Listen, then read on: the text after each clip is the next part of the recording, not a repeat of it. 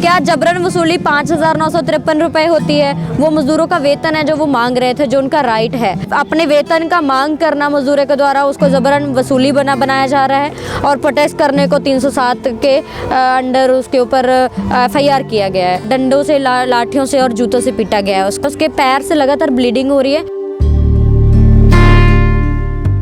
नौदीप कौर मेरी छोटी सिस्टर है। वो मजदूर अधिकार संगठन में पिछले टाइम से काम कर रही थी। जब कुंडली इंडस्ट्रियल एरिया के अंदर एक कंपनी है फेम, उसके अंदर वो जॉब कर रही थी। उसी के दौरान उसने संगठन मजदूर अधिकार संगठन में ज्वाइन किया और मजदूर अधिकार संगठन अलग अलग इश्यूज़ को उठाते हुए मज़दूरों की मांगों को रख रहा था लगातार।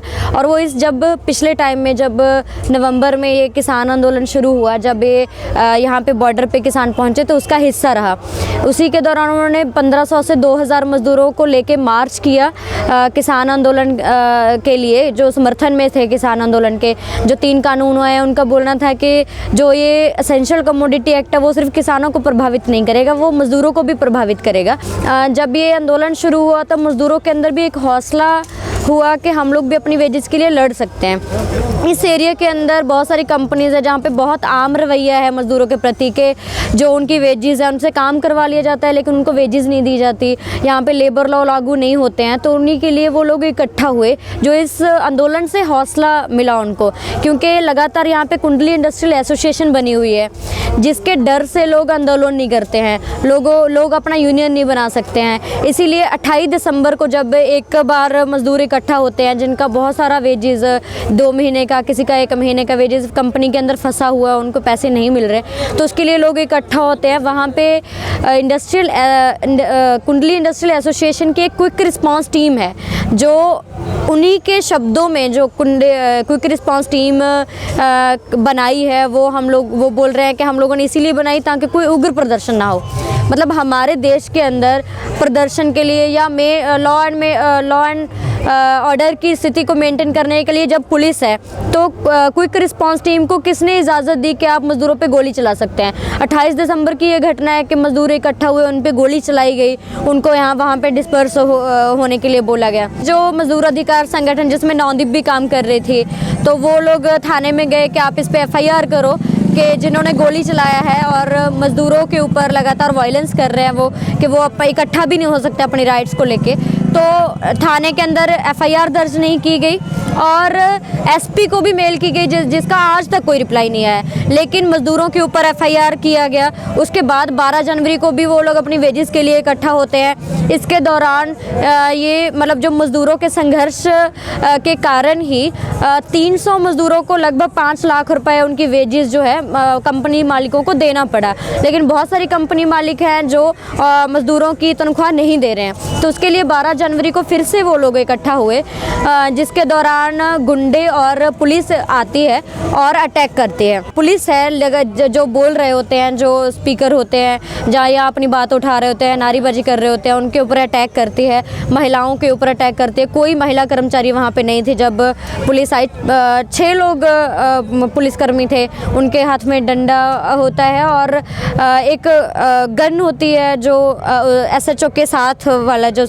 गार्ड होता है, और वो फायर करते हैं। 2 राउंड फायर किया जाता है मज़दूरों के ऊपर उनको भगाने के लिए, लेकिन वो अपना वहीं पे रहते हैं कि हम लोग अपने वेतन के लिए आए हैं और हमें वेतन दिया जाए। तो वहाँ से नौदीप को अरेस्ट किया जाता है और वहाँ से जब हम लोगों को पता चला, वहाँ पे बहुत सारे किसान भी थे, तो वो लोग बोल रहे हैं कि यहाँ से पीटते हुए लेके जाया गया है नौदीप को बुरी तरह से, और पीटते हुए गाड़ी में धकेला गया और उसको अरेस्ट किया गया।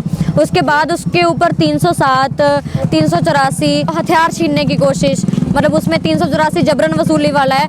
अब हम लोग के सवाल हैं कि क्या जबरन वसूली 5,953 रुपए होती है? वो मज़दूरों का वेतन है जो वो मांग रहे थे, जो उनका राइट है। और जो ये 307 लगाया है, तो मज़दूर जो है वो किसी को मारने की नज़र से वहाँ पे नहीं गए थे, ना ही मेरी सिस्टर वहाँ पे किसी को मारने के लिए गई थी। जिस तरीके से ये फेक चार्जेस उसके ऊपर लगाया गया है। जब उसको अरेस्ट किया गया, उसके ऊपर वायलेंस किया गया। जब मैं 13 जनवरी को उसको करनाल जेल भेज दिया गया है और उसको 13 जनवरी को मैं करनाल जेल में जाके मिली हूँ, तो उसने मुझे बताया कि उसको पुरुष कर्मचारियों द्वारा पीटा गया है थाने के अंदर, उसमें उसके मतलब बॉडी पे बहुत सारी चोटें हैं, पैरों पे, पीठ पे और उसके प्राइवेट पार्ट्स पे भी चोटें हैं, जिसको हम लोग सेक्सुअल वायलेंस बोल रहे हैं। क्योंकि यही मतलब उसका है कि भाई आप जब अरेस्ट किया जाता है तो पुरुष कर्मचारी को ये अधिकार तक नहीं होता है कि वो महिला को हाथ लगाए, लेकिन यहाँ पे थाने के अंदर एक महिला को पीटा भी जाता है। तो उसमें हम लोगों का ये भी मांग है कि उसको जल्दी से जल्दी छोड़ा जाए। जो उसके ऊपर FIR है वो बिल्कुल बेबुनियाद है, झूठी है।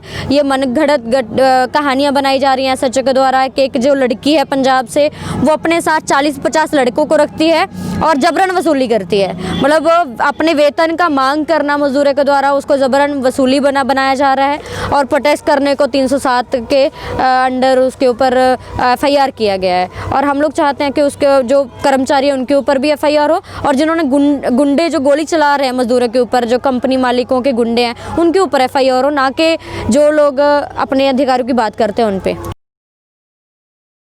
मैंने उसको पूछा कि कैसे मारा है, तो वो बोली कि पुरुष कलियों ने अलग से पीटा है और महिला कर्मचारियों ने अलग से पीटा है, और रास्ते में भी मुझे पीटते हुए लेके गए हैं और डंडों से पीटा है, डंडों से, लाठियों से और जूतों से पीटा गया है उसको। बाद में हम लोगों को फ़ोन पे पता चलता है कि उसके बहुत सारी चोटें हैं, उसके पैर से लगातार ब्लीडिंग हो रही है।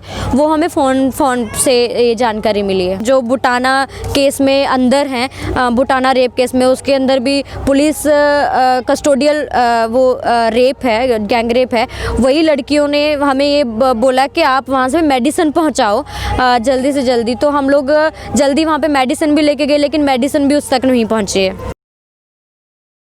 जो कुंडली इंडस्ट्रियल एसोसिएशन है, जो एसोसिएशन बनी हुई है अलग अलग इंडस्ट्रीज़ के, अलग अपना जो गुंडे लोग हैं कि हम लोग अपनी रक्षा के लिए, कंपनी की रक्षा के लिए ये लोग रखे हुए हैं।